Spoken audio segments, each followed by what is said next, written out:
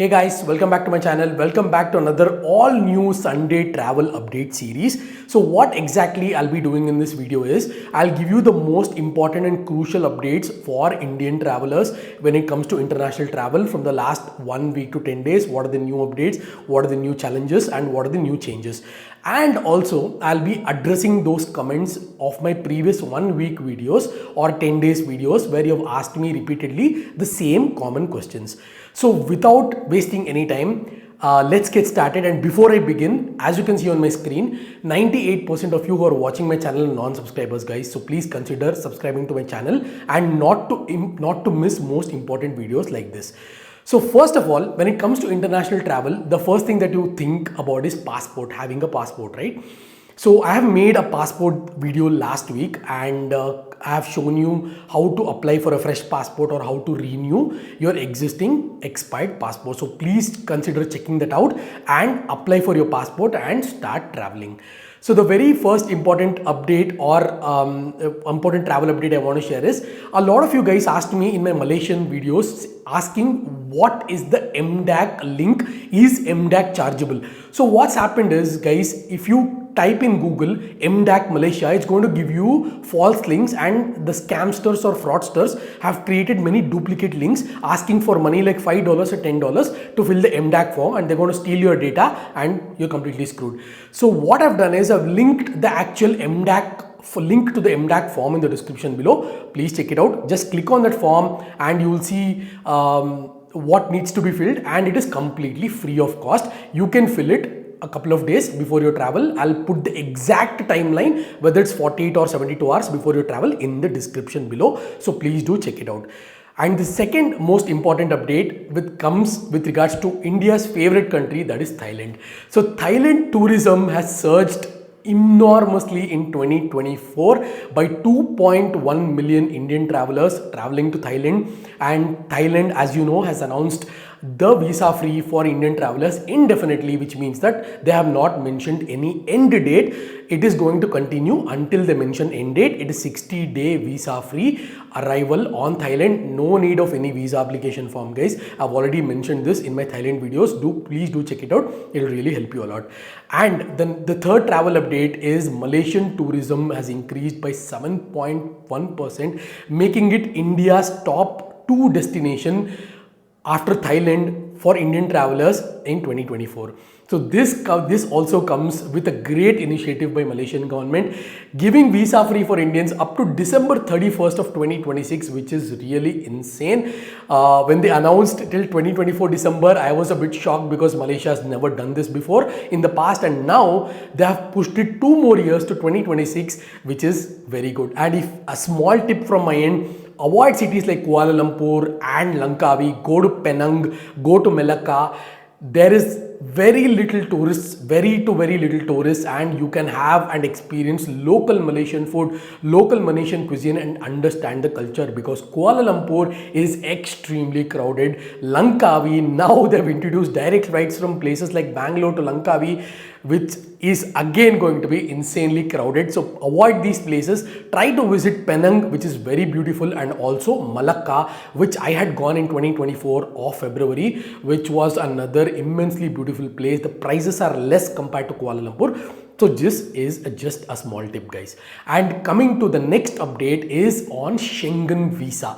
So there is a big update on Schengen Visa. This was already there, but it is kind of rolled out and people are experiencing this on a very high numbers very recently. So the thing is, if you have applied for Schengen Visa 2 times over the last 3 years, you are eligible to apply for a multi-entry 2-year Schengen Visa going forward. This was introduced in April 2024, but nobody actually really got it. And I've asked people who have applied for Schengen Visa more than 2 times, 3 times, 4 times in the last 3 to 4 years, but they have not got the multiple entry visa.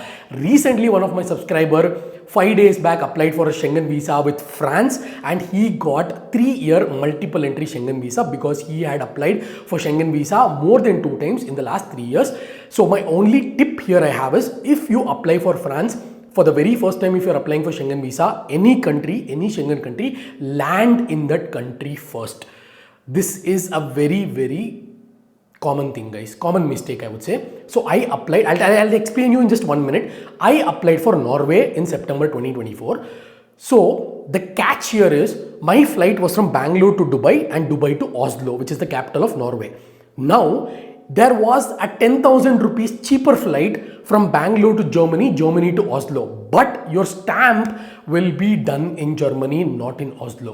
So my recommendation is when you're going and applying Schengen Visa for the very first time, try to enter that, because if they put the stamp as Oslo, it is a very, very good sign and it improves your passport and your visa when you're entering a Schengen country next time. So you have a high chances of getting multiple entry visa.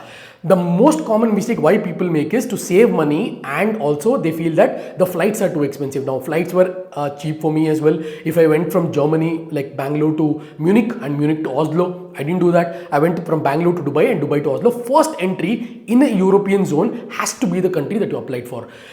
That's why I advise people who are staying in Bangalore, go for France, because France consulate is in Bangalore. You will get, not only you will get your visas very early, but the flights to France, Paris is cheaper compared to other European nations like Norway, Iceland, or even Germany. So try considering apply for France. France is given multiple entries, even multiple entry visas, even for the first time travelers, guys. So I hope this information helps you. Let's not waste too much time in this video. The next important update, travel update, is Japan e-visa system. Now, in Bangalore, a lot of you guys have complained to me saying that there is no e-visa slots available for Japan visa in Bangalore consulate, in Bangalore VFS. But recently, from the last 2 days, they have rolled out the e-visa slots starting from January 25th onwards. So you have an option to apply for a Japan e-visa. The process remains the same, the documentation remains the same. Only changes, you do not have to submit your passport to the VFS. You just have to take your original passport, show them the validity, and then you have to take your passport back home, and you will get your e-visa copy either by email or by courier. I think it's mostly going to be by email. So this process is, they made this process to ease the travelers in terms of not submitting the passport for 20, 25 days, 30 days, 40 days, and not travel anywhere. Within this time frame, you can also travel if you have a business or an international travel. So please keep in mind, guys. And the next crucial update is, if you think about Africa, I had been to Egypt in 2020, I think it was 2023 August, I had been to Egypt, and you might feel that Egypt is the most visited African country. It's not, it's Morocco. Morocco tourism for Indians, you just need an e-visa, guys. You don't need a sticker visa. You can apply. I'll try to make an e-visa for Morocco as well, and it's very easy. You'll get the e-visa in a couple of days. So you apply for e-visa, and there is a lot of flights from Mumbai which goes to Morocco. There's no direct flights as of far as I know. You can correct me if I'm wrong, because I checked from Bangalore. I don't know from Mumbai and Delhi if it's the direct flows from Marrakech to Morocco. So you can comment in the comment section and share your experience if you have been to Morocco as well from the last maybe 1 or 2 years. So Morocco is appeared as the famous most visited destination in Africa.